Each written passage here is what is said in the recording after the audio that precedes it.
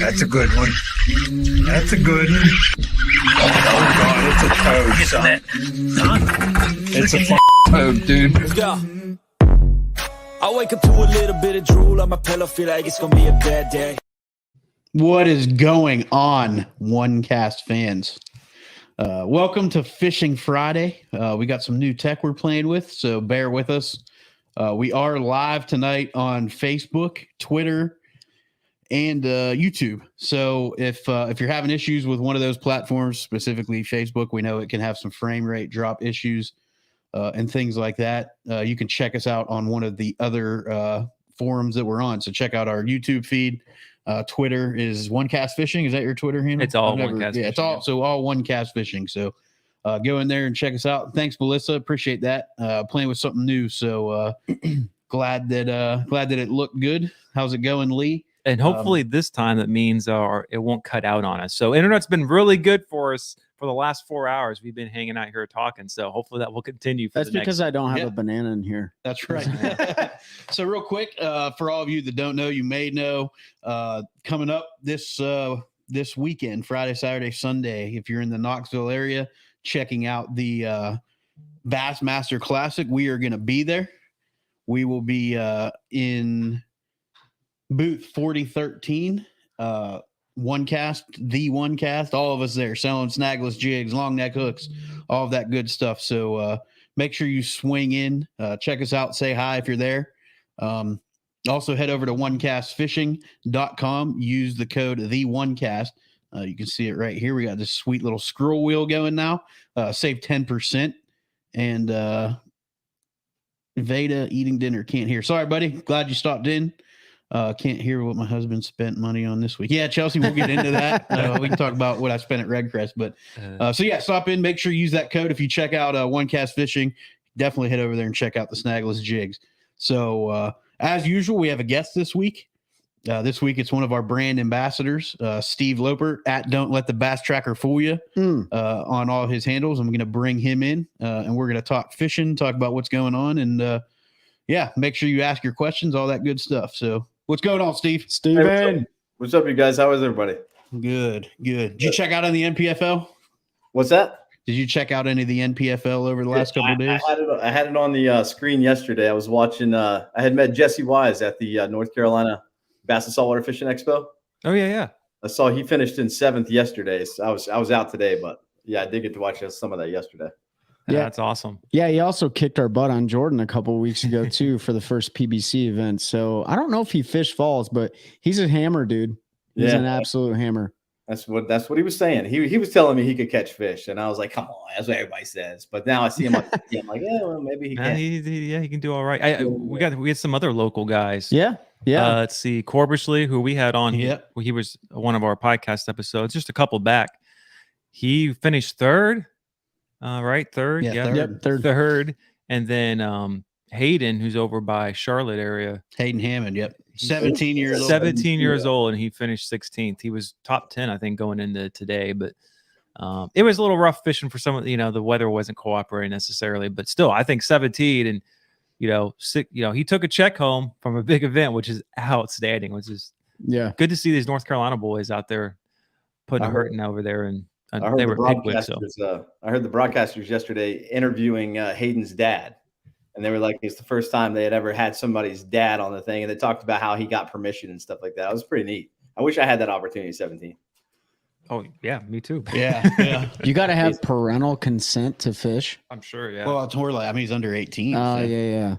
Wow. I mean, even like your local club trails and stuff. If you're 16 or 17, you got to have a parent either with you or sign off for you to co-angle. I don't know how it would go with a boat. I'm assuming it would be the same. They would have to back you in the water and all that. But so I don't know, which is interesting. 16, right? As long as you can drive.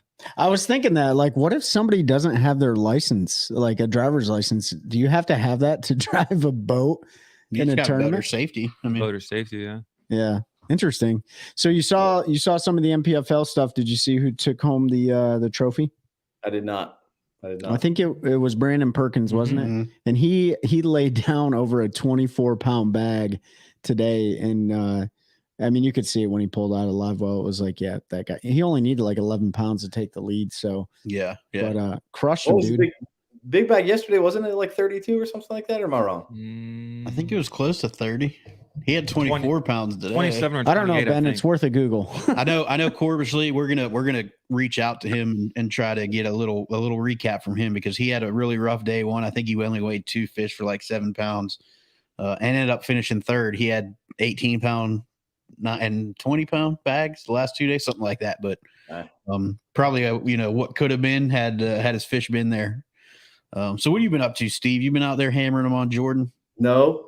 I'm regrouping, man. I had to regroup. I went through the bass tracker, right? And was loving life, wanting to grow and wanting to get better and bigger and, needing all the pretty shiny things. So I went to the Bass Cat. You guys know that story. Went to the Bass Cat and it was everything I'd ever wanted, ever dreamed of, kind of in a boat. And really, it didn't make sense. Like I fished less. You think you have your dream boat, you're going to fish more. I fished less because I couldn't keep it on my property. It was more expensive. I mean, there's a laundry list of reasons, sort of the pros and cons of it. So now I'm back in the Bass Cat or the Bass Tracker. I had to reinstall live scope, stuff like that in there. But really, it's just getting back into the groove of it. And I found myself fishing Jordan Lake 90% of the time. Right. Fishing the same spots 90% of the time at the Bass Cat. So now I'm kind of at this point where I don't want to just go to Jordan all the time. I want to do some adventures. And that's what today's fishing trip was. It was pitch kettle in Eastern North Carolina, shad fishing. I don't do that, but I want to start just switching it up, just try to learn more of it, not just bass at Jordan all the time. Yeah. I think that's fair. That's part of the reason why I joined a club. I live like a mile from one of the launches on Jordan, and it was about the only lake I fished. So I joined a club that travels around, and it kind of forced me to go out and fish lakes and rivers and things that I hadn't fished before. Yeah. I mean, that's the only reason why I've gone to places like Tillery, Baiting, Carr, Gaston, where else? McIntosh. I guess the only I didn't go to Sutton. So Lake James I went to on my own, but when you live in Jordan's 30 minutes and Harris is 30 minutes and Falls is another, it's 45 minutes. It makes it very difficult sometimes to justify driving an hour and a half, 2 hours to some of these other great bodies of water, but we've got great ones so close too. But I think don't get me wrong. On the way home, I was wondering why I drove. I spent 4 hours in the car today. Why the heck did I do that? I don't know, but I got to see that Spanish moss, and I got to hear that story about the Civil War, and that kind of stuff. Yeah. And there's a lot of really cool bodies of water, Eastern North Carolina, and things we don't get to see over here, and alligators and all kinds of cool stuff. So yeah, absolutely. Black bears swimming across the river. Yeah, I got video. One crossed right in front of Chelsea and I. We were running. I was actually towing my buddy in because he lost his lower unit to a stump out there. So we weren't going very fast, but we had a black bear swim across right in front of us. Maybe, I don't know, we probably got within 30 yards of it as that joker was swimming across, and got some video and stuff. It was pretty neat. But let me look at some comments real quick. I see Nick wrote James is awesome. I love James, Nick. Yeah. We're going to try to do a one cast trip up there sometime this late spring, early summer. Lee I think. Get the long neck hooks. They're a game changer. I love them. Lee, yep, appreciate that. And Melissa agrees the long neck hooks definitely a game changer. Yeah, we've had that's been the kind of what's the word I'm looking for? It's been the ticket. Yeah, that's what we hear from everybody and what we think with the long neck hooks. So appreciate y'all trying those out. Have you got to try them yet, Steve? Not the long. I have the long necks, but that'll be this summer when I'm throwing the big worms. Yeah, on Jordan. I've always been Jordan. I've always been a jig guy, so I've definitely used the jigs a lot. I've used those on Jordan and Carr and Mayo. I caught a big nice one in a tournament in Mayo not too long ago off of one. So yeah, that's awesome. If you wind up bed fishing and sight fishing, I'd recommend giving it a shot. We had a couple pull on beds in my little lake. Well, this is when it was warm, so like 3 weeks ago now, 2 weeks ago, and I was throwing the normal snagless jig and just picking up the tails. So I threw that. I took with the long neck hook. I think I put a Berkeley Maxon on the creature bait, and so it's not even rigged all the way up on that shank, just so that hook is barely exposed in the very rear of that bait, and very first time he picks it up, he can't. I mean, he's picking up the hook. He can't pick anything else up than that. So You know, Yeah, some Berkeley Maxon. That's what I throw on the back of the snagless jigs, or most of my jigs. I use that for a trailer. yeah, I use them a lot. But with the long neck hook on the bed, like a lot less opportunity for them just to pick up the tail there and throw it. So Yeah. Melissa asked, "What's your favorite style lure?" I think Steve, is yours the jig? Yeah, it's the jig, or it's a shaky head deep and just dragging it around. You know, same concept, just switching it up. Yep.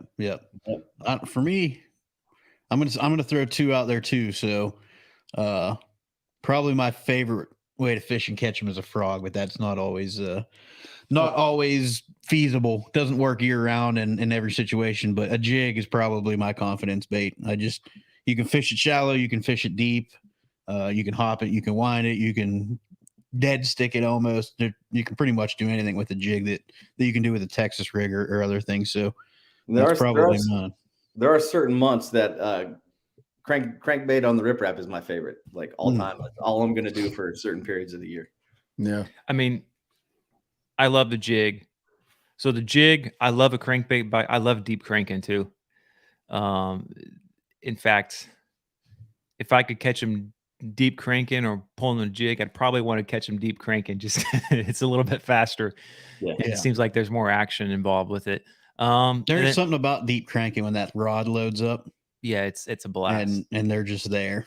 My favorite is that crankbait like deflects off a rock, and then all that slack is just gone. You're like, oh, I got a big mama on. I just like the way you look on camera when you get a crankbait bite, because you just kind of lean into it, right? But crankbait bites are awesome because you know the fish are there. Like you scan for them, you know for the most part, you know they're there, and most likely you're going to get bit during the right time of the year. But what catches most of my fish, and this is full transparent, like, is a shaky head.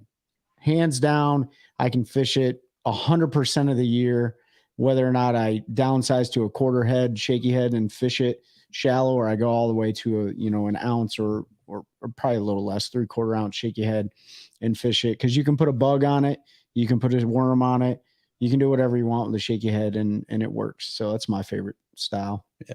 If you all are posting comments and it seems like a delay answering, I don't know how the delay works with the chat, because it's all integrated in this new program we're using. So there may be a little bit of delay before it comes through. So we will get to you as we can. Facebook user, whoever posted, I grew up fishing in the Neuse River. Such a diverse fishery. Glad you had a good time around pitch kettle. Your name didn't come up, so I don't know who that was, but maybe your name is Facebook user. Could be. I don't know. Hey, these days there's no telling, man. Facebook is. I bet there is a kid named Facebook out there. There could be. And Nick Kincaid, Toyota Series angler, using the long neck hooks again in Okeechobee in 2 weeks. Brush hogs. Yeah, Nick. And then Melissa, long necks great on brush hogs. Yeah, all those bigger baits like that, Melissa, big worms if you're Carolina, Texas rigging. I'm actually looking forward to doing a little bit of bed fishing with them and just seeing how it works. I also think they're going to work up north a little bit. If you want to use the long neck hooks in the spawn, like we were talking about today, but like there's certain lakes where they can't resist a lizard. And it's a great opportunity to rig one of those long neck hooks, either weightless or pegged, however you want to do it, and throw a big salamander or a big lizard or something on the back of that. And I think you're gonna come out on top. So yeah, not too long ago I placed the order, and it was Green Pumpkin Magic lizards, Zoom lizards, right? Yeah. And instead of ordering 4 packages, I ordered 14 packages or something. Every time I was fishing, I was throwing the Zoom lizard, and the guy started calling me the lizard man. That's how Ben caught his first PB, right? Was with a lizard. I can tell you lizards work really well on Sharon Harris. Yeah. That's probably where I caught him. Where I've caught my biggest fish there has been Sharon Harris on a black, the Zoom lizard black with the blue tail and legs on a Carolina rig. Really? Yep. I'm addicted to Green Pumpkin Magic. Somebody put that word in my head. Now every time I go to the store, it's like I just grab bags of that. That's we had good success with sort of that colored jig. Ben does. I don't know. It never seemed to work for me, but I'm more of just a straight green pumpkin. Yeah. But I could see that blue swirl helping out. He said, "This is Zach Voorhees, currently living in Apex, doing as much bank fishing as possible. Enjoying the podcast, guys. Thanks, Zach. We appreciate you joining in, man, listening, supporting the show and all of that." Eddie said, "Thanks for allowing me to get my order straight, Ben. Can't wait to have the stuff for next Saturday's tournament." Eddie, I saw your message too this morning, man, and that's customer service is big with us. So if Ben doesn't get to questions, sometimes I try to answer them. I usually don't know what's going on, but I at least want to make sure a person, sends you a message back saying we'll look into it. But glad you were able to catch that and get it worked out. Yeah, because we didn't want those things. I think they were supposed to Georgia, and they're not supposed to go to Georgia. Yeah, that would have been not good.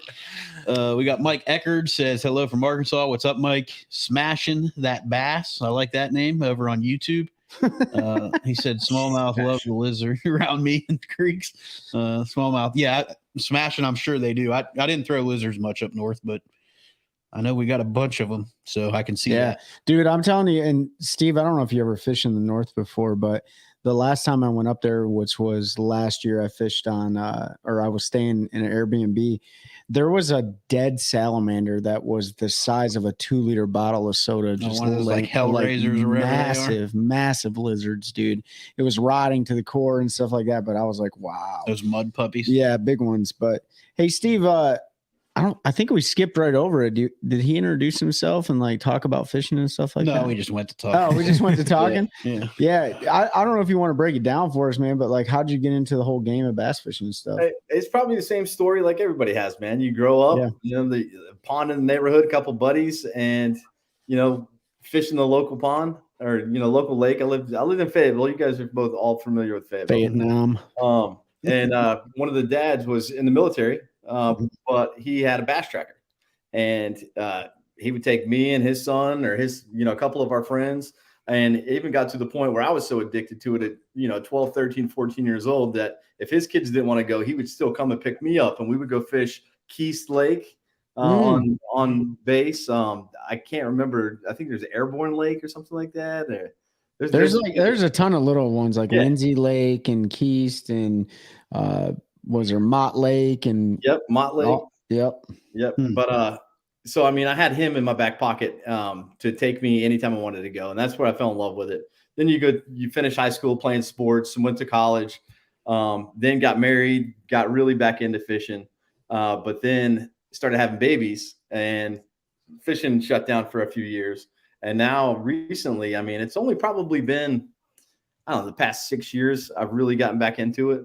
And I buy boats and sell boats a lot of the time. So I've had, some ocean boats, some like little bass buggy boats. I've had bass trackers. I mean, you name it.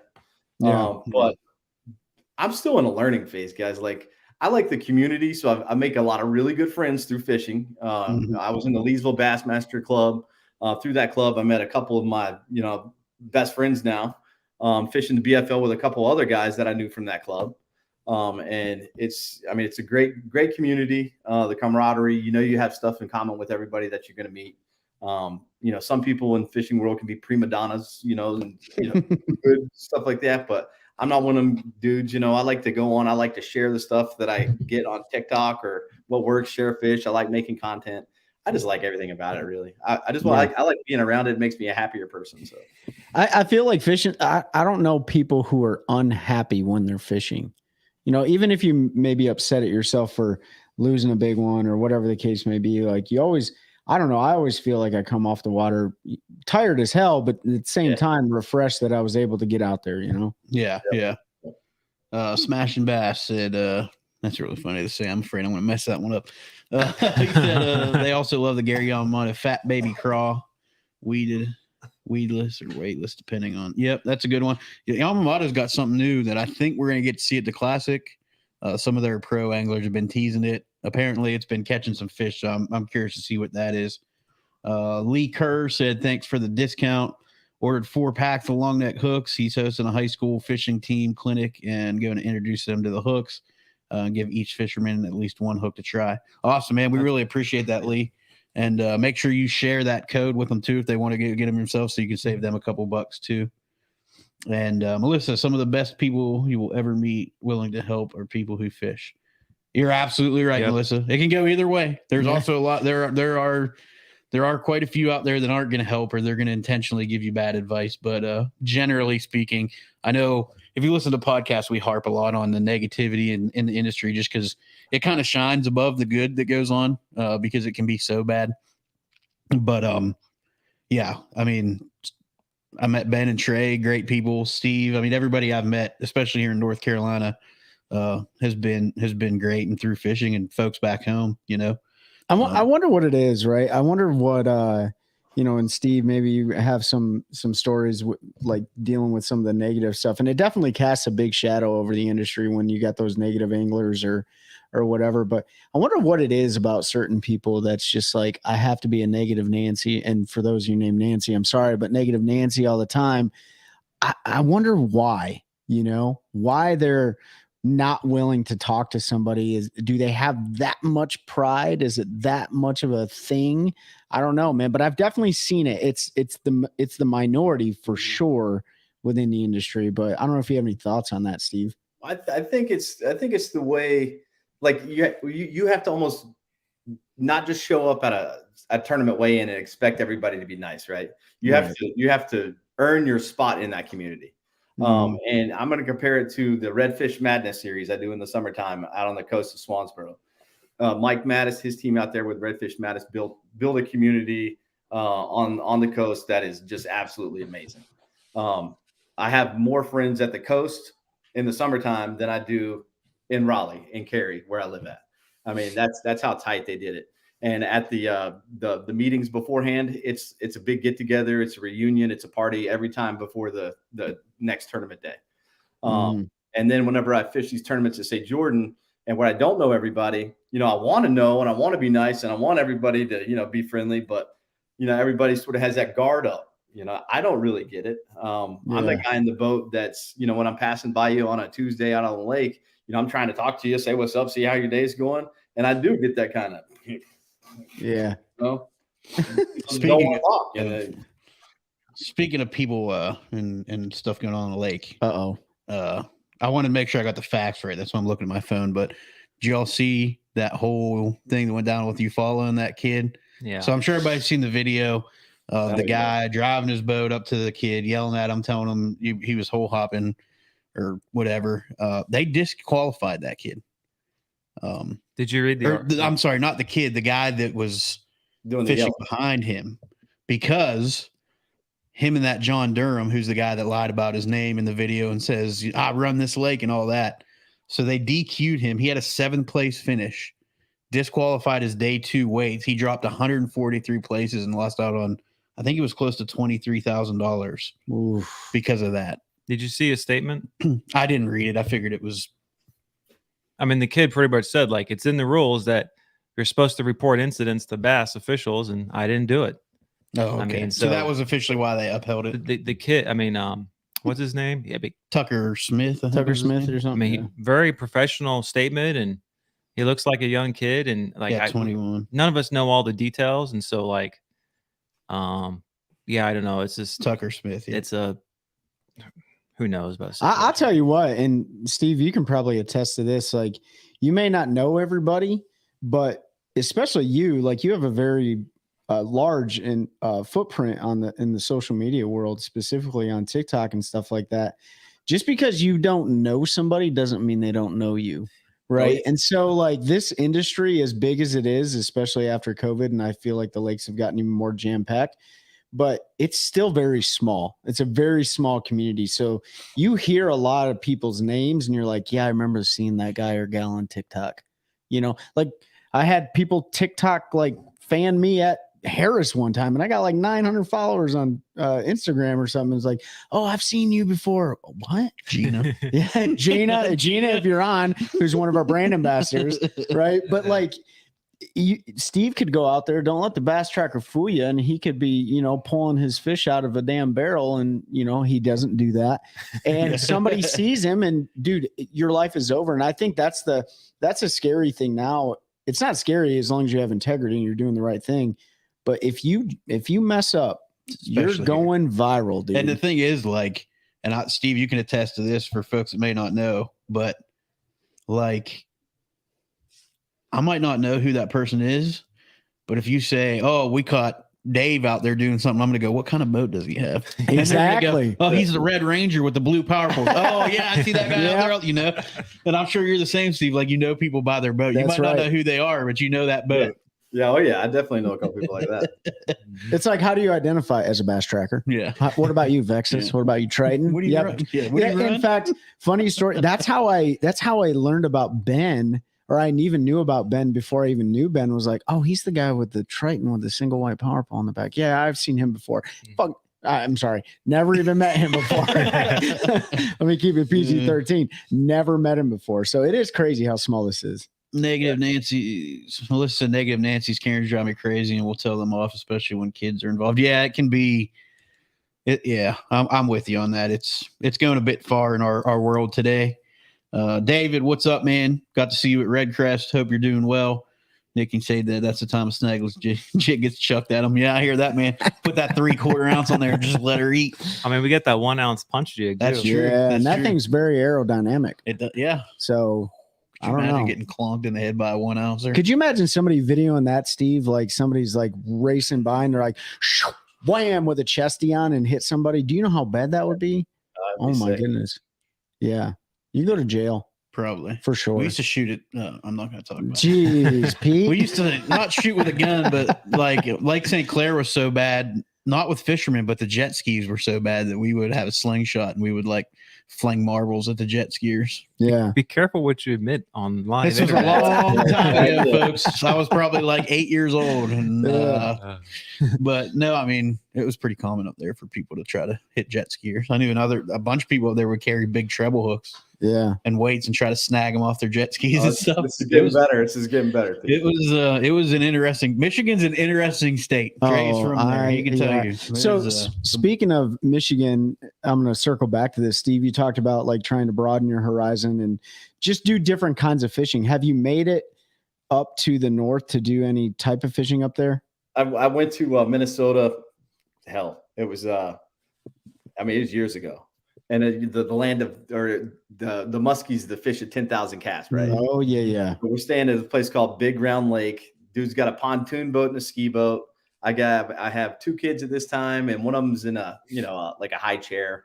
So I don't know. They're 2 or maybe 1 and 3 or something like that.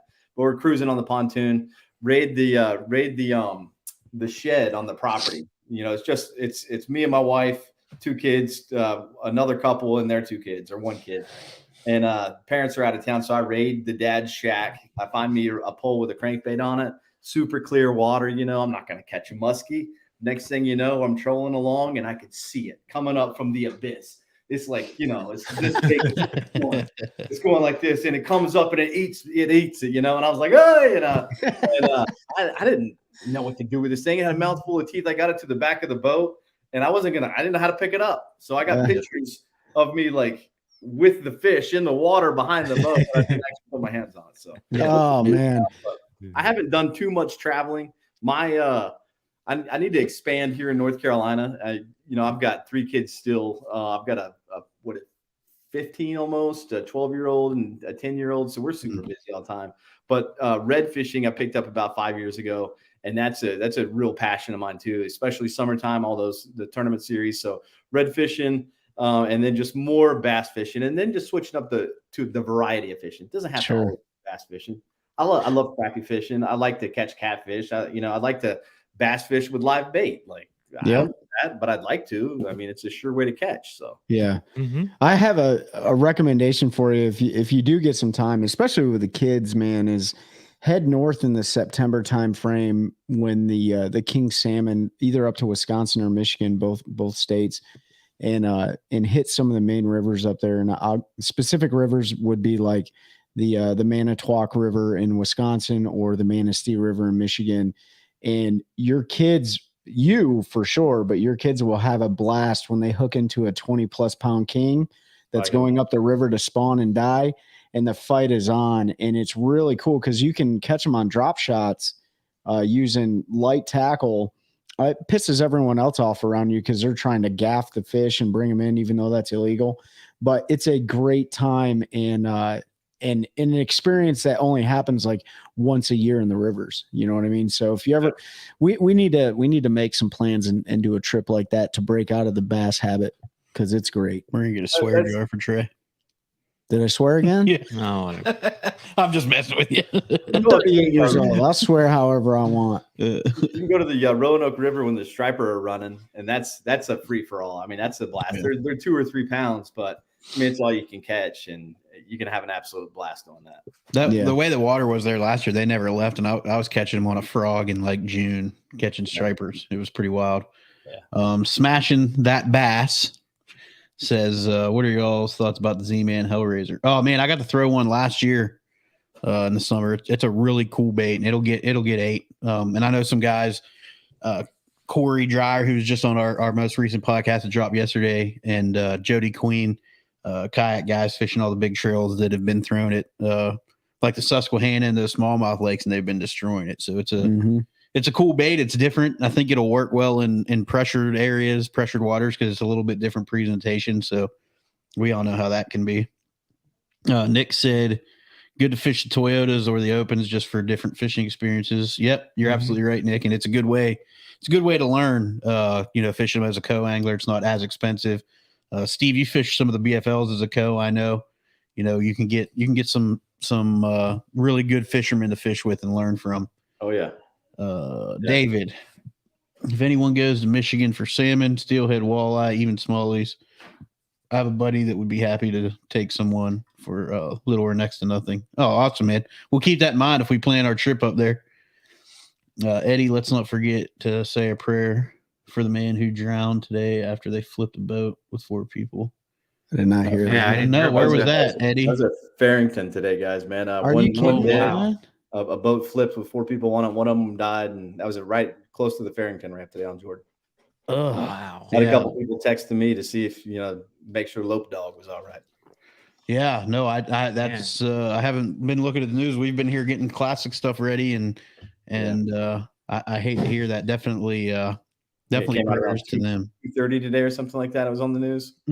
That's terrible. And I'll tell you, it's few far in between that these local tournaments will cancel the tournament, but I know it happened for the first time last year. I think it was at the PBC had canceled one, right? And there's a lot of people that was really upset about that. But here's the thing, man, like don't underestimate Mother Nature. I've been out on Jordan one. It's been extremely dangerous. And we came in, we were like, we're not willing to risk our lives for, some bass. Right. So that is a tragedy. For those of you who fish competitively, don't hold it against the tournament directors and the organization you're fishing with. Yep. If they cancel it, it's for good reason. That's the last call any tournament director wants to make. They don't want to. You paid your money. They want to get you out there. They want to hold the event. And I know Nick, if you're still in chat, Nick Kincaid, they had to cancel last year on Norman because there was a small craft advisory. They canceled a charity tournament, for a veteran. And nobody wants to do that. So Eddie, I hate that you were there. Man, that's tough. I spent a big part of my life in public safety as a paramedic, and I've been on those calls and been around that stuff. And yeah, folks, water will kill you quick. Wear a PFD. I preach it all the time. I don't always wear it when I'm on the front of my boat, especially in warm water, but you'll never catch me running, even if I'm idling without having it on, because you can't trust everybody else in a boat. And, you just don't know. So Steve can attest to 2 weekends ago. I mean, Falls was really windy. Oh yeah. Especially that main lake. And I'll tell you what, when I was running down, I throttled down at a danger buoy, and I almost had a ranger jump over my power poles. He was that close behind me. So if you're in a hurry that bad, dude, I'll wait. And there's a lot of guys that do that at these tournaments, Steve. Doug was telling me about it. Like, a lot of guys will show up at the very last minute and register so that all the boats can blast off. And then they're like, I'll just go fish this tournament now. I don't care if I'm the last boat. Yep. So let me run through more comments. For me, man, I top out at 30. So yeah. I don't care where I start. That's right. They're there. I mean, you'll get somewhere. So Melissa said we didn't pre-fish for our high school tournament this weekend because of the weather. Yeah. Yeah. I mean, it happens. Any advice for someone fishing their first kayak tournament? David, just have fun, man. Go out there and have fun. Wear your PFD. Just, man, have fun. Listen to our episode. We talk about it with Corey. If you haven't listened yet, check that out. Maybe before you hit the water. He's got some good stuff on there, some advice. And Casey, too, and then Casey coming up this week, Casey Reed talks about, specifically, we talk about getting out there for the first time. And I think the biggest piece of advice he had was practice taking pictures of your fish, because it can be a bit difficult in the tournament. So Chelsea, I saw you reply to somebody else. Appreciate that. Tim, I'm not going to try to say your last name because I'll probably butcher it and I don't want to be that guy. But Tim T says, love the show. Listen every week. I've been out fishing for 15 years, coaching youth sports. Boy, has the sport changed. I used to love to throw a Carolina rig in the summer. Are you guys throwing them? Absolutely. Yeah. I mean, dude, it doesn't matter. These baits can literally be powered by Tesla batteries, and the Carolina rig is still going to catch them. It does not matter, right? That's why we stay simple with the color schemes and stuff. Look at the big events, and 90% of those, somebody winning it or in the top five is doing nothing but throwing a Senko. So when it comes to Carolina rig, I don't throw it like I should. I mean, I own a jig company, so I'm going to go drag a football jig around or something out there offshore. Then I hate picking up the ball and chain if I have to, but I'd much rather drag a jig around. But it catches fish. There's a reason why it catches fish. Ben, I miss all your old YouTube videos of you on Jordan, dude. I was one of those lurkers back in the day, sitting on the couch at night watching you on YouTube before I even realized you were where you lived. And then I noticed you were on Jordan. Then I was like, every going back and watching, like, where is he? What time of year was this? I was whole buzzing with you there, Steve. Yeah. Everyone, yeah. Making that local content, man, you can capture that local audience for sure. Yeah. It sucks because I don't get the opportunity to do that very much anymore. I don't get out. I don't get to fish very much anymore, which is, that's part of the thing when you're in the industry. And my other problem is because I live on a little small lake. It's just so convenient for me to go out my back door and hop on the boat and fish that water. So that's why usually like all my older videos, the majority of them on like Falls and Harris and Jordan, they're all in the summertime because that's when I prefer to fish and go offshore and be able to do that. Rest of the year, I'm fishing usually at the house. Yeah. Nick said last year Toyota at Santee canceled the last 2 days of the tournament due to wind. I remember that, Nick. Yeah, that was a rough one. Chelsea, One Cast Guys, the new layout looks awesome. Thank you. Yeah, we literally threw it together in like 3 minutes. So that was Ben and Pete. I didn't do nothing. Nah, Trey was there for. I was rigging tackle to lose tomorrow. Come on. So I appreciate that. It was. We're excited. Hopefully, it looks good for everybody. David, thanks for that knowledge drop, guys. Absolutely. If we can help, we certainly will. Smashing that bass. I've only fished one tournament. It was last summer on the Lower Potomac. I think it was in Leesylvania. Brian Schmidt was fishing it. It was wild to see his boat. Yeah. When you get those guys jump into a local, everybody kind of gets oohed and awed by their rigs, all wrapped and all the stuff they have on there. It can be intimidating, but I mean, it's fun. It's fun being the underdog. It is fun being the underdog. Trust me, because if I finish ahead of one of those guys, the whole world's gonna know. I might have finished 20th, but Jordan Lee was 21st. I whooped him by 1 ounce. Yeah, I'll take that bass tracker out on the coast in those redfish tournaments for the solo events, and it's my little old 17-foot bass tracker sitting beside some kind of $100,000 rig with a 300R or a 400, whatever it is, and I'm just like, oh, before the tournament starts, I'm like, this versus this, Yeah. And even if I just beat that one person, look what I just did. That's right. I'll be completely honest. And those are some. Oh, I'm sorry. Go ahead. No, I was gonna say in an open tournament, like the guy I fear the most is the guy in the bass tracker. Yeah, because that dude, I won more money fishing out of a 17-foot bass tracker with a 9.9 than I ever have with a Go Fast boat. Dude, I feel like it's gotten more serious the more expensive your boat gets. Like I remember having my 16-foot, I think it was Tracker Pro Team 170X or whatever it was. Man, I just had nothing but fun in that. And then you upgrade and then everything becomes like more competitive. And I'm like, man, I might need to break down and get me a little John boat again and start floating around in Cape Fear. You know what I mean? Dude, today I was bumping into trees. We were tying on to lay downs. We were running up shallow. Like you can spill your, if you use that little dip juice, the little dive. Like on my boat, you're allowed to do that. You can do anything you want on this boat. And that's the beauty of it. I don't have any payments. I still have all the top electronics on it. I'm not lacking in that category. I don't go as fast. Right. But really, I mean, besides speed, and maybe some rough water, all that kind of stuff. I get it, but I'm not that far behind. And I think that's a lot cheaper. I think that's why I like just from the national level competitors. That's why I like Keith Poche's style. I mean, granted, I think he kind of jacked up this year because he missed the first Elite Series tournament because he's trying to fish them all. But like his style of fishing is kind of like what you're talking about. Like he just does his thing, man. Yeah, it works out. It works out. It don't.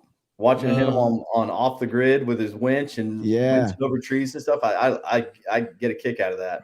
And now when I'm at Jordan, sometimes I'm going back in the back of the creek, and I'm like, ain't no other boat can get in here. That's right. I'm trying to get as far as I can, and just to see what's back there. I don't know if I usually don't catch anything back there, but I get that on Jordan too, man, because I know I run an aluminum rig, and guys will be like, especially in club tournaments, they're like, well, I'm following you, and I'm like, you better have a push pole. That's right. I don't know if you guys heard John Cox's story from when he started out on his practice on Lake Seminole, but he hit one of the old marker buoys, and the marker buoys there are held up by white rebarb, and he tore a giant hole in the bottom of his crest line. Oh yeah. And he had to beach his boat and empty the water out the best he could, and he took it to a weld shop, and they welded him like a 5-foot strip and got him back on the water, man. And that was as easy as that. Could you imagine what would have happened in a glass boat? It would have been done. Yeah, it would have done. Yeah. So Eddie said, learned my favorite spot on Sharon Harris from Ben throwing the big spoon. Yeah. I think we all got a spot we learned from one of Ben's videos. There's no more fish on that spot, by the way. I'll just let you know. It's either they're there or they're not. And if they're not, well, good David said, have a great weekend, evening, guys, heading to Falls Lake at 6. Yep, man, I'm sure you're already gone, but same to you. Bob Dawson, just found your show and glad I have. Thanks, man. Appreciate you listening.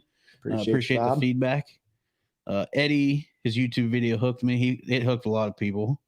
Nick Kincaid, what are your all's thoughts on watching Redcrest and knowing Thrift was going to win right away without having a weigh in? Should they not have Bass Track in the last hour of a tournament? So give Trey some credit. He called or wanted if Brian Thrift, if we go back to our MLF preview, which is probably like episode 2 or 3. Yeah. He called. He wanted to see Brian Thrift won, and you want to gloat a little bit? I just feel like he owes me 10%.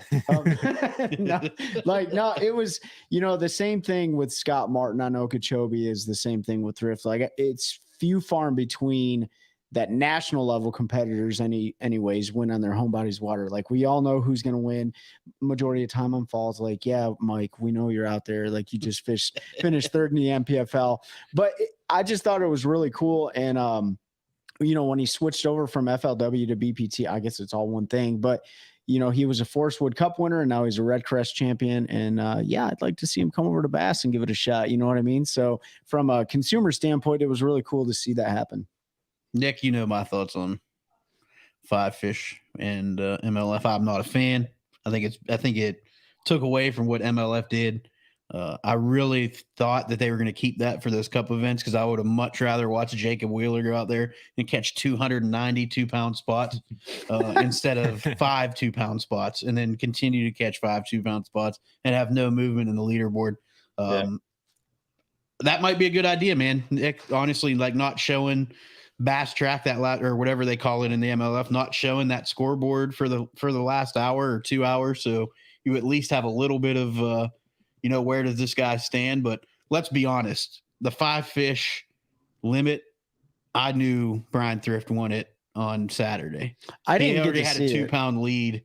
Yeah, that was essentially the way the fishing was. There was nobody catching him. Yeah. All he needed to do was catch 5 fish. Alton Jones Jr. was giving him a run. I don't know, Steve, what are your thoughts on the MLF new format deal? I like the old way just because we already had 5 fish, This gave us a variety. And I didn't mind. I liked going and seeing guys catch numbers, just to see that it's possible. Like, I catch one fish off of something, I don't catch 2 or 3, 4 or 5. Sometimes you see the guys, it just seems like they catch 20 fish off of them. Yeah. It was a different angle. I miss it, and it did take the excitement away from the end. Yeah. I think back to Edwin Evers when he won. Wasn't that Red Crest he won where he pulled up on that creek on that school? They were all like 2.5, 3 pounders. I think so. And they had to like flip the score sheet over and add spaces because he had caught so many. It was the record for a long time, but I want to see that. Yeah, it's well for me, and I think for all of us here, I think we prefer the 5 bass, traditional format.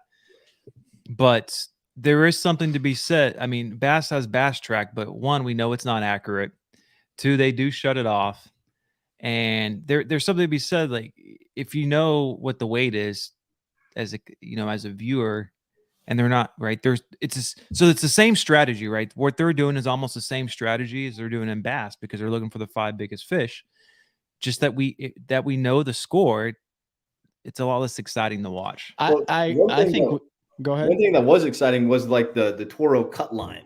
Like now, who cares about the lead? I like to see numbers, 21, 22, 23 trying to get to 20. And that's where that race was, because even 17 was worried, Mm-hmm. Yeah, that was ounces. I think we talked about that like in episode 1, 2 of the podcast. I just thought it was going to get boring. And like you said, Steve, it was something different. Like MPFL does all 3 days, all competitors drive through weigh in, Bass does their thing. And that I thought that was MLF BPT's thing, right? Like every bass counts and their cup events before BPT even became a thing were always fun to watch. They were super competitive. And I think that's what made them better for the entertainment side of the house, for the live side of the house. That made them better. And I think it's gone in reverse, but that's just my opinion. Yep, I agree. I was kind of excited for them to go to 5 at first, just because that's what we do. So I'd like to see them compared to what we do, but it's also it makes it difficult with the way they drop scores, reset the weights after certain days, and Red Crest was kind of screwing me up because they didn't do that for 3 days. No, and so it wasn't their traditional format. So that makes it interesting too, because it's not a cumulative total over 4 days like we're used to. They're resetting weights and they even reset on Championship Sunday for normal events. So I enjoyed watching that Red Crest because I had just fished that BFL on Norman a few weeks earlier. Oh, did you?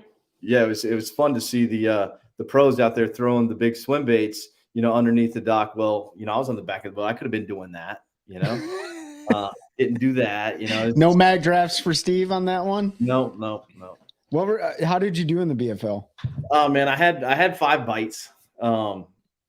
Didn't catch 5 fish. I only weighed in 2, but the first one, first bite I had, it was early in the tournament and I wasn't paying attention. Too late.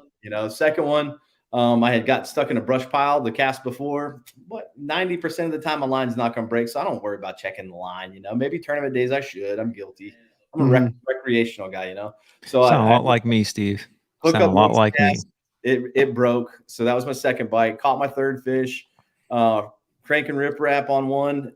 He shook the crankbait and didn't catch him, and then caught the last one right before weigh in. And that was it. So did you have a good boater? Yeah. He got second place. Did he really? Who was it? You want to give him a shout out? I don't even remember his name, to be honest with you. Okay. We got let me read a couple comments. Was that the one Sam was fishing? Yeah, Sam Stanley fished that. Smashing that bass. Bought a Canoe Unlimited last year. It blew me away how stable it was. Standing after 3 boats prior. I also bought the Spot Lock trolling motor. Canoe bass fishing tournaments. That's a new thing. And I don't know what this name says, but he says you got that Supernatural today, Trey. I think that's Supernatural. That's one of my guys. Yeah. What's up, Enrique? So you know what that means. That's CIA stuff. Brian Frank says, I like the time periods. Yeah, the time periods are kind of cool because you get a little bit of a break to kind of strategize. Edwin catching them on the glide bait was awesome. Yeah, Nick, there was a bunch of guys catching them on glide baits, and that was definitely cool to see.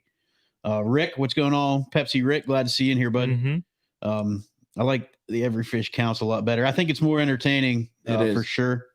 CJ, tight lines. Same to you, bud, over on YouTube. Melissa's got to go finish prepping for the tournament. Have a good one. You on YouTube, good luck Melissa? on the tournament. Good luck. Good luck to your high school folks fishing tomorrow. I like seeing other people win. I think we talked about that before. You know, I don't think Thrift has won. I'm not going to say that every fish counts played in certain anglers' favors, but I think it kind of did. But it'll be interesting to see what happens the rest of the season for the BPT and see if other people win. I mean, Jacob Wheeler didn't struggle at all in that 5-fish format, but I like to see different people win these derbies, man. You know, from the entertainment side of the house. Yeah. To that point, I hear that a lot. Like, I think the 5-fish format helped, but I think we forget that they all, or 5-fish, all fish they count, came from that. All them guys came from catching. I mean, Jacob Wheeler, Ott Defoe. I mean, they all had success in the elites before they made the switch over. Yeah, and think of how many of them jumped down to fish the Invitational Series or a BFL or whatever their open series is called. I think we got a lot of folks, and I did it too, got hung up. Oh, if they got to go to 5-fish, they're not. Well, I even did too. Yeah, I mean, you look at guys Wheeler and them go out there and fish local stuff, and which cool. Not me. I'm gonna cut in like go back and watch the tape. Yeah. I said they'll be okay. Yeah, like Wheeler will fish local stuff, and what's cool is he's won a few and he donates the money back to the club or whatever he's fishing with. So Bob says I'll be listening every time now that I have found this. We appreciate that, Bob. Yeah, we go new episodes every Thursday, 7 p.m. Eastern time. We do a live every Friday here with either one of our brand ambassadors for One Cats Fishing, like Steve. I talking to Destin. I'm going to try to get him to jump on one, talk about how the EQs are going. Mm-hmm. So we're going to try to bring some different folks. Hopefully with the new, with the new software and stuff, it's going smooth over on Facebook and YouTube.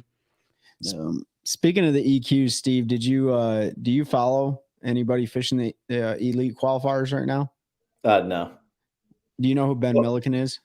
Oh yeah. Well, I watched his first day of that most recent tournament. Yeah, dude, I got to give a huge shout out to him. He's definitely not watching this, but if he was, I would say what he's doing, showing the viewers everything that he's doing is outstanding. He had it, Matt. He went out first spot limit, like 5 seconds. Yeah.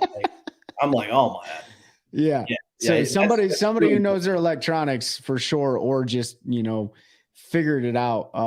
But yeah, that was amazing. And I think there's definitely been some other social media influencers that have tried to fish at that level, probably against some of the best fishermen in the world. I would say the elite qualifiers is probably between them and the Toyota series or MLF invitationals, whatever. Like, those are some hammers, dude, in the industry. Cause I wonder if, when you get into like the elites or the BPT, I wonder if there's a sense of like security for a while. Like, I'm safe. I've made it, and maybe, but in the EQs, man, like it's no holds barred. Man, I was thinking there's a saying, you're the average of the 5 people you hang around most. Yeah. So just imagine who Milliken's hanging around, right? Mm-hmm. And you guys are all good fishermen, but you're hanging around fishermen. So these people that are, watching and following you guys and ordering your products and stuff, they want to be better. A bit of good advice might be is find you a circle of friends. Yeah. That there's those 5 people that you hang around, and you're going to be the average of those guys eventually. Yep. Work your way in. So I like being associated with you guys, my Bass Club friends, my local bass fishing friends, and I try to sponge it all up. And Milliken didn't get there by himself. He got there with, people around him. So it's picking those people and picking their brains and learning. Yep. YouTube's going really well, according to Chelsea. That's awesome.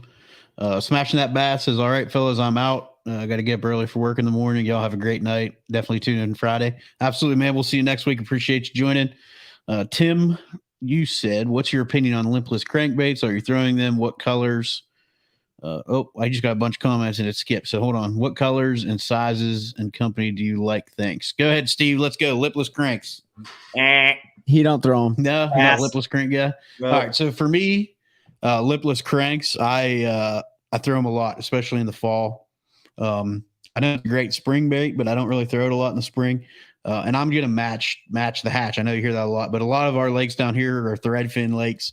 So I typically throw a chrome with the black back, and then it's got the little dot on it, or chrome. They have a chrome one with a chartreuse black back. I'll throw that one does really well.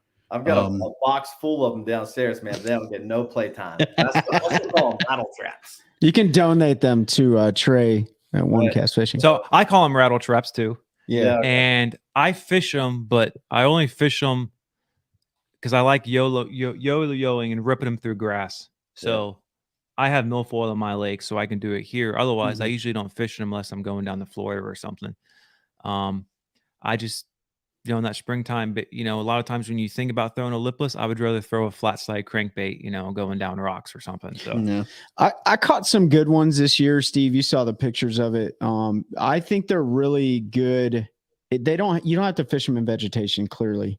No, you don't have to. So I really like the 6th Sense lipless crankbaits just because I throw a lot of 6th Sense baits. And in the pre-spawn, like late or I guess you would call it late winter, a crawdad pattern, whatever crawdads blend in with their environment, so whatever bottom content or whatever you're throwing at, I throw in that color. And I like to work it almost like a jig, or I'm dragging a worm like really slow across the bottom. And then in the post spawn, when the fish move out on the flats and they're staging up for their summer pattern, like it's a pretty good bait too that you can slow roll past their face and they usually crush it. So I just cut one off because I'm not going to throw one tomorrow, but I like throwing a lipless crankbait. Yeah. And I'll say with brands, just get 3 or 4 different brands of your, get a chrome and get a white and maybe 1 or 2 other colors. What frustrated me when I went down to Florida a couple years ago, and this is with Sam, flipping crickets.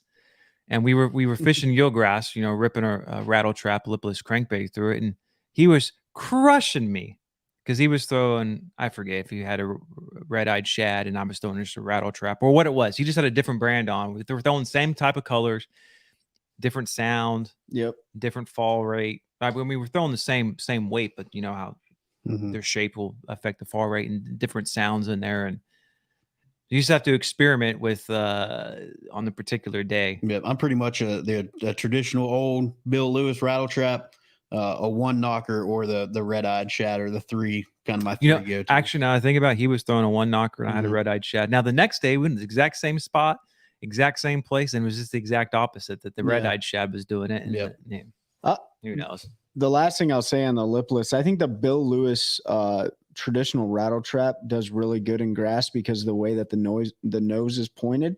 But like the 6th Sense and even the Strike King, I don't know what they are, KVDs or something like that. Red-eyed shad. The red-eyed shad, they're really good for like dragging across the bottom of the water. I feel like they get hung up less. But yeah, that's just my opinion. See, this is the type of people I'm talking about. You want to associate with, like the Bill Lewis, the shape of the nose on the lipless. That's not this guy, I'm listening to you, but man, I don't know if I'll ever be on that level where I can tell you the name of the bait, the name of the brand of it, the size of it is, and the shape of the nose. Like, and a lot like Trey said, if you're fishing rock, I find like the 1 knocker and the red-eyed shad has more of a rounded nose, and it tends to deflect off the rock better than the point of the Bill Lewis will get caught up and jammed in the rock. So I mean, you'll pick it up, man. Steve, like you said, you surround yourself with folks that have that knowledge, and you start picking. I mean, I didn't learn that just from doing it. I learned because I've been around folks that do that kind of stuff, and the big thing is try to fish with different people. We all kind of get hung up. Yeah. And I'm forcing my, not really forcing, but I'm having my wife who's in here. She fishes our club with us. I'm having her fish with different people than just the back of my boat this year, because you can learn from so many different people fish things a different way. Like, I'm not the guy to learn throwing a shaky head or a wacky rig from. I can do it and I'll catch fish, but I am by no means, I'm not comfortable doing it. I'm not good at it. You go with somebody, and I know Steve likes the shaky head. There's a guy in our club that wins all the time and is always right up there, and all he pretty much throws is a shaky head and a wacky rig. He's good at it. He knows how to fish it, when to fish it, how fast, how slow. I remember the first time fishing with a buddy of mine, and he was throwing wacky rig, and the way he threw the wacky rig, he would skip it across the water, so the water would splatter the whole way. And I was like, why do you keep doing that? You don't need to skip here. We're wide open. But he's like, oh, well, that gets their attention. And I'm like, well, I guess I could see that. Dude, I mean, talk about somebody who is in I think you've met him before, Steve Hal Abshire. You know Mr. Hal Abshire? I don't think so. So he fishes like he cherry picks like some of the PBCs, and I think he fishes Collins and stuff, English Choice, local legend, dude. And like, you know, the first tournament on Jordan this year, we did fairly well, but Hal crushed him. And, you know, I'm not going to give his secrets away, but he fished a jig, man. He takes pictures of it. He's not trying to black the background out and stuff like that. We're fishing the same stuff, and he's hammering them. And I'm like, what is he? But he just knows, you know, and like he's willing to come up and share that information with you. So, man, like, not to interrupt, we got good stuff going, but we're coming up on an hour. So if y'all have questions or anything you want to get in, let's start rolling those in. We like to keep it around an hour because after that, you know, everybody's got stuff to do. Steve probably wants to go to bed. Trey's got to fish, get up at 4 to drive 2 hours to go to a lake and fish. Zach Van Voorhees, maybe. Sorry if I butchered that, Zach. Destin Marion's the man, rooting big time in the EQs. Had the pleasure of fishing with him twice. Yeah, good friend of mine, good friend of the show. Destin's a great human all around and a stick. So. And he had a relatively good first event. He had a great, we figured if you can average 30th through all 9, you have a really good shot of making it. So he finished right up there where he needed to be. What like Rick Nick said, it's all about survival. Everyone's gunning for you. Absolutely right. You're just trying to survive. You're fishing for points a lot. My lovely wife said, "Trust me, dog. You ain't forcing me." Thanks for that, babe. Nick Kincaid. That's right. We throw frogs on 8-pound test. What? No, don't listen to that, people. It's 8-pound mono. There's a guy in our club, Terry. If you're on, we're definitely picking on you because he breaks fish off all the time. We say you gotta quit frog fishing with 8-pound tests, man. I'll give it a shot. I'll try it. Yeah, I mean, I guess I'll let you try it. Let me know how it goes. It'd be hard to set that hook. So, Steve, let's. I see you did it. You're one of our smarter ones that have come on. You put you're the first one that's come on. So yeah, this is. I can't say you're one of the smarter, but right in your title there. This is the first time using this program. So I put the Bass Tarker for you instead of Bass Tracker, and there's no C in there. See, I just saw that. I tried to give you credit, and it's no discredit to anybody else. Wrong guy, man. Just a simple guy from Fayetteville over here. Hey Tracy, but yeah, if you see that, don't let the Bass Tracker fool you in his name. It's not TARK. The Tarka. It's not the Tarka. Is it TRAC? How do you spell it there? So you get it out there for everybody. It's TRKR. You know, TRKR. So don't let the Bass Tracker fool you on TikTok. You'll find me. Yeah, check him out. Definitely find it. Good stuff on there. If you're local North Carolina, he's pretty good about hiding spots, but every once in a while you get a little glimpse of the background. And sometimes I'll catch fish and go to a spot. You know, you cannot trust the fisherman, guys. You just. I don't care what anybody says. You can't really trust him. That's right. Steve doesn't tell you where he caught him at. He'll tell you where he let him go. Let's see where I let him go. That's where I let him go. Yeah. I will say this one last thing. One time I was messing with my buddy who was in the club with me. He sent me some pictures of some fish he caught at Falls, but he just messaged them to me, which means it's got the geo coordinates. So I pulled them off and I sent him the map. I want y'all to remember. He's like, "What are you?" When you text photos to friends, shut the geotag off, because I used to do that when I was real big into archery hunting, and I had buddies. They'd send pictures from their tree stand, and I would send them the same thing, screenshot with a pin right where they were sitting. How'd you know that? I'm like, got to turn that geotag up, bro. I know right where you're at. I didn't even know that was the thing. I need to. Yeah. Oh yeah. It used to be several years ago, like when you uploaded photos to Facebook and Instagram, they would be there, but they took that off because it's privacy. You used to be able, because I definitely hole hunted a few spots back in the day off of Facebook. Greg said, "I like it." Greg, appreciate it. New layout, things will get better with that. I'm glad that it went smooth everywhere. Anybody? Steve, thank you for coming on. Appreciate it. Appreciate it. Thanks for having me, guys, man. We'll have you back because I want to talk some more on like the redfish stuff, because I know it's a lot like bass fishing, just in saltwater. So it's so much fun, man. They ripped the drag. Popping corks. No, all walking the dog, baby. Walking the dog. Walking the dog.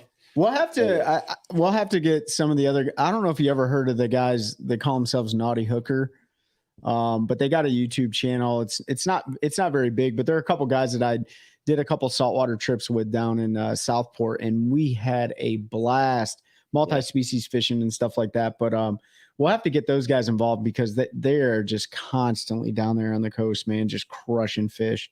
So we'll get them on too. Yeah, anybody who bass fishes, I mean, if they could go just inshore red fishing, they'd absolutely fall in love 100%. No questions asked. You can see the fish. The electronics aren't a thing. You just see them.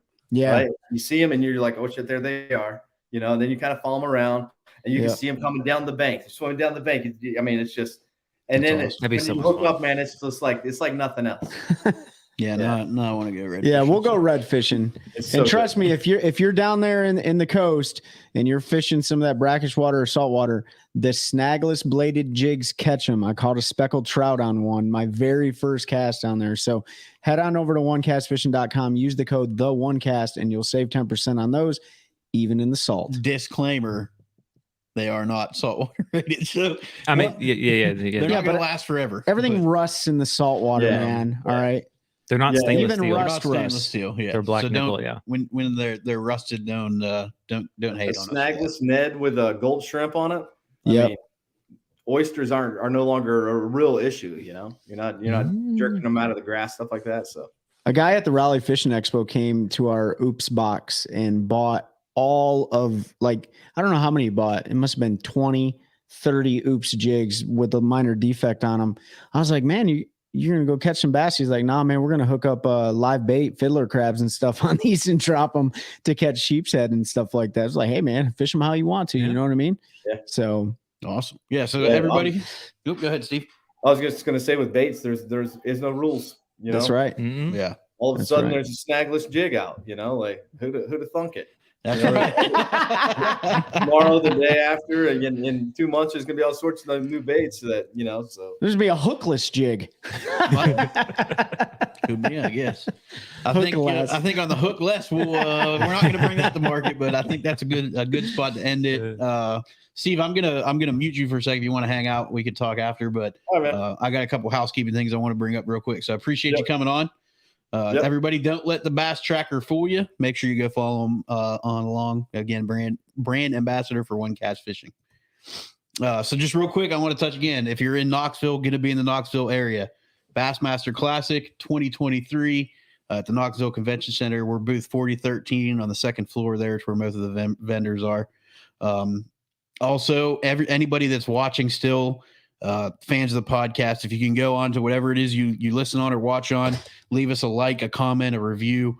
Let us know what you're doing, even if it's 1 or 2 words saying it's awesome. If you want to write a little longer, we're good with that too. But that really helps us. It'll help us continue to grow the show. It opens up some opportunities to work with companies directly with the podcast. So we would appreciate that. And that's really all I got. You guys got anything? I'm good. I appreciate everyone. Yeah, enjoyed it. Everybody coming on. Y'all have a good Happy weekend. St. Patty's Day. Don't one drink more too much thing. green beer. One more thing.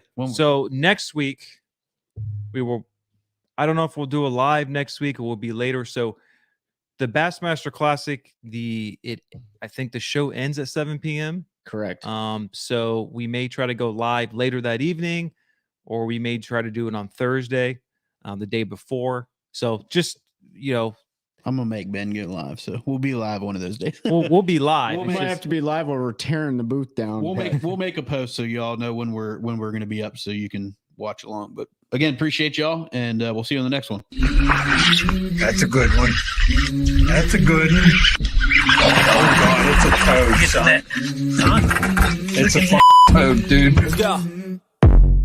I wake up to a little bit of drool on my pillow, feel like it's gonna be a bad day.